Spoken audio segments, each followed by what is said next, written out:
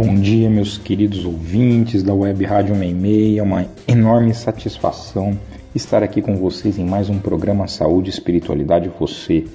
Meu nome é Ricardo Cavalcante, eu sou membro da Associação Médico Espírita de Botucatu e hoje nós vamos finalizar uma série de programas que estamos falando sobre a terapia complementar espírita.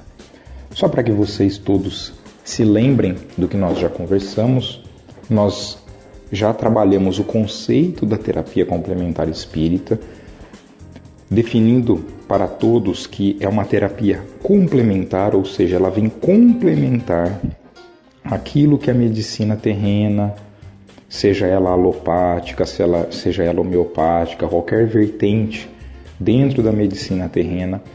O objetivo da terapia espírita não é excluir os tratamentos que a medicina oferece, mas é agregar, entendendo que o processo de saúde e doença, o processo de adoecimento, tem uma parcela significativa de um componente que é espiritual. Quando nós dissemos que é um componente espiritual, não significa também que há uma interferência exterior, ou seja, é porque esse indivíduo está passando por um processo obsessivo, ou está passando por uma influenciação espiritual negativa. Quando a gente diz que o componente é espiritual, isso tem muito mais a ver conosco, com aquilo que nós espiritualmente construímos para nós. Os sentimentos, os pensamentos, tudo aquilo que nós trazemos de outras existências e aquilo que nós alimentamos na presente existência. Então este fator, ele é um fator que a doutrina espírita entende ser altamente significativo na gênese das nossas doenças. Claro que ele não é único, mas ele é um fator muito importante. O próprio André Luiz já havia dito para nós, isso nós encontramos lá no livro Evolução em Dois Mundos, que a maioria das moléstias, a maioria das doenças que afetam a nós encarnados, elas guardam no corpo espiritual as suas causas profundas, ou seja, nós, durante o nosso processo de evolução, durante o nosso processo de aprendizado, acabamos afetando o nosso corpo espiritual, que é o nosso perispírito, através da carga de sentimentos, de pensamentos negativas que nós acumulamos para nós mesmos. A influência espiritual externa pode estar presente, sim, isso é um fator que acontece e ele é relativamente comum, mas em geral ele não é a origem do problema. Ele é um fator que agrega, que agrava a situação. E obviamente tem também todas as questões físicas que envolvem o nosso processo de adoecimento. Mas esse conceito de um fator espiritual muito importante na origem das nossas doenças, ele é um conceito muito significativo que a doutrina traz. Então é baseado nisso que a gente pensa nessa terapia complementar espírita. Dentro da terapia complementar espírita, nós temos uma série de ações que possam nos beneficiar. Então nós já conversamos sobre a prece, que é uma delas, já conversamos sobre a água fluidificada, já conversamos sobre o passe magnético, já conversamos sobre a desobsessão.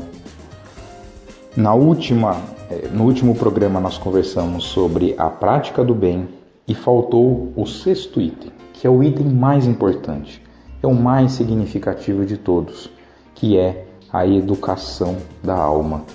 O que significa essa educação da alma? O que isso tem de importância para nós? A doutrina espírita tem como sua grande meta, como seu grande objetivo, a nossa educação. A doutrina espírita é uma doutrina que nos incita, nos convida a um processo educativo. Dentro das fileiras espíritas, nós escutamos muito o termo reforma íntima, que nada mais é do que o processo de educação da alma, ou seja, é nós reeducarmos os nossos sentimentos, os nossos pensamentos, de maneira com que nós possamos evoluir, progredir moralmente. Allan Kardec nos anuncia no Livro dos Espíritos que o progresso intelectual ele é um progresso que se faz a todo momento. Ele não tem grandes obstáculos que o impeça de evoluir. Pode até andar um pouco mais devagar, períodos que anda mais rápido, vai depender do contexto em que a humanidade se encontra, mas ele sempre caminha, e ele sempre caminha bem. Por outro lado, o progresso moral, ele é um progresso muito difícil de acontecer. De maneira que esse é o nosso grande desafio, é um dos grandes desafios da nossa existência, quando nós aqui encarnamos. Estamos aqui encarnados para quê? Para tentar progredir moralmente, para construir em nós aquelas virtudes que Jesus nos ensinou, para construir o amor universal e fraternal, construir a humildade, construir a tolerância, a paciência, a simplicidade, construir a nossa capacidade de ser indulgentes, de conseguir enxergar o defeito do outro, porque isso nós não vamos deixar de enxergar, mas sem desenvolver aquele olhar crítico, malicioso, e saber, na verdade, utilizar disso para o nosso aprendizado e também para auxiliar aquela pessoa que está cometendo um equívoco. É saber perdoar, desenvolver em nós essa capacidade de poder romper com os sentimentos de mágoa, de revolta que existem dentro de nós. Essa construção moral, ela é extremamente importante para nós. E vejam bem, Jesus, há aproximadamente 2000 anos atrás, esteve aqui conosco nos ensinando isso. Aproximadamente 2000 anos. E o quanto que nós conseguimos aprender em 2000 anos? O quanto que nós evoluímos? Nós evoluímos? Muitas pessoas se questionam. Sim, nós evoluímos. Se nós olharmos para o mundo de hoje e compararmos com o mundo da época de Jesus, não há dúvida que muita coisa melhorou. Nós somos melhores do que naquela época. Somos mais amorosos, somos mais fraternos, somos mais solidários, temos mais noção do respeito, da tolerância para com o próximo. Porém, essa caminhada ela é bastante lenta, são 2000 anos para a gente aprender ainda pouco. A gente ainda vive num mundo que existem guerras, existem muita violência, muita criminalidade. Nós vivemos num mundo em que nós ainda nos expressamos de uma maneira muito egoística perante o próximo. Nós vivemos ainda de uma maneira a alimentar o nosso orgulho, a nossa vaidade. Então ainda tem muita coisa para a gente melhorar. E é por isso que nós adoecemos ainda bastante. É por isso que a doença vem ao nosso encontro justamente para que a gente possa melhorar, para que a gente possa perceber que este caminho, que estes comportamentos, que estes pensamentos, eles não são adequados para nós. E é por isso que a educação da alma, a modificação desses sentimentos ou pensamentos de ordem negativa, eles vão ter um impacto muito significativo na nossa saúde. Vejam bem, Emmanuel, através da psicografia de Chico, no livro O Consolador, uma obra muito conhecida do Chico e do Emmanuel, Emmanuel diz para nós a seguinte frase que traz para nós uma informação extremamente importante. Ele diz que a saúde é a perfeita harmonia da alma. Vejam bem, saúde é a perfeita harmonia da alma. Vejam que ele não disse que é a perfeita harmonia do corpo físico, é da alma. Ou seja, quando ele diz que a saúde é a perfeita harmonia da alma, ele está equiparando a nossa saúde plena, a nossa saúde integral, verdadeira, ao nosso estado de plena felicidade, de pureza espiritual, indicando para nós que nós só alcançaremos a nossa saúde se nós harmonizarmos a nossa alma. E para harmonizar a alma, a gente vai ter que alimentar em nós, construir em nós esses sentimentos, essas virtudes que Jesus nos ensinou. Nós temos que vencer as negatividades que estão em nós. Temos que vencer o egoísmo, o orgulho, a vaidade, essas negatividades que ainda se fazem muito presentes. E é por isso que a educação da alma, ela vai ter um papel muito importante na construção da nossa saúde. E de todas as contribuições que a doutrina espírita vem nos oferecer como ferramenta para a construção da nossa saúde, essa é a mais importante. A prece que a gente faz, a água fluidificada que a gente toma, o passe que a gente recebe, se a gente é auxiliado através de uma desobsessão, se nós praticamos o bem, todas essas outras medidas da terapia complementar espírita, elas, vamos dizer assim, são medidas intermediárias.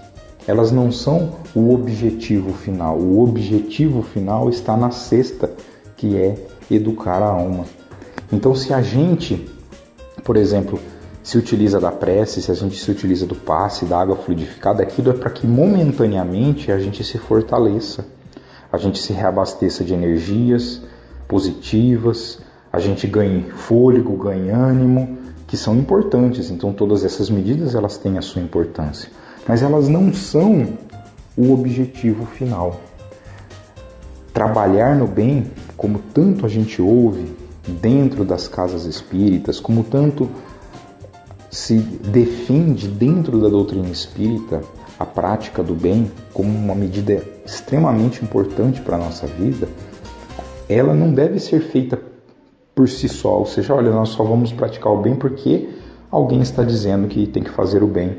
É porque Kardec falou, é porque está escrito lá no Evangelho segundo o Espiritismo. Não, a gente tem que ter consciência do que a gente está fazendo. Por que nós temos que praticar o bem?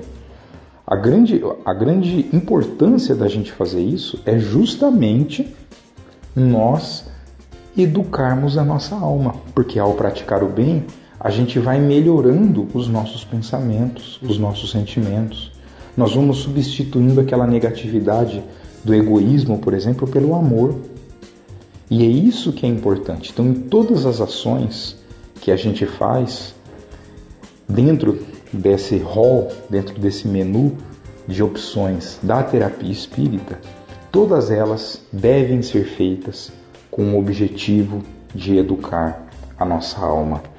E saibam todos, e essa é uma consciência que todos nós temos que ter, que quando a gente se encontra diante de um processo de adoecimento, certamente ali existe uma mensagem.